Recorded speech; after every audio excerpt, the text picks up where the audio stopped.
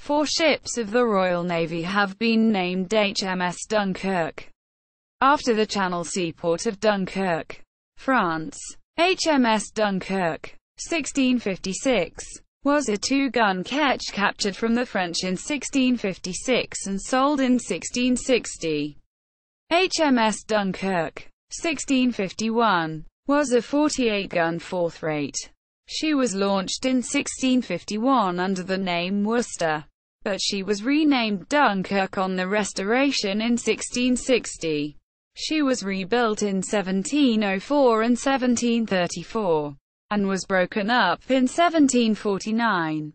HMS Dunkirk, 1754, was a 60-gun fourth-rate launched in 1754.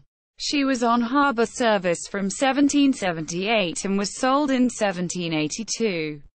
HMS Dunkirk, D09, was a battle-class destroyer launched in 1945 and broken up in 1965. See also: HMS Dunkirk prize was a 24-gun sixth-rate. Previously the French privateer Le Haucourt. She was captured by HMS Dunkirk in 1705 and was wrecked in 1708.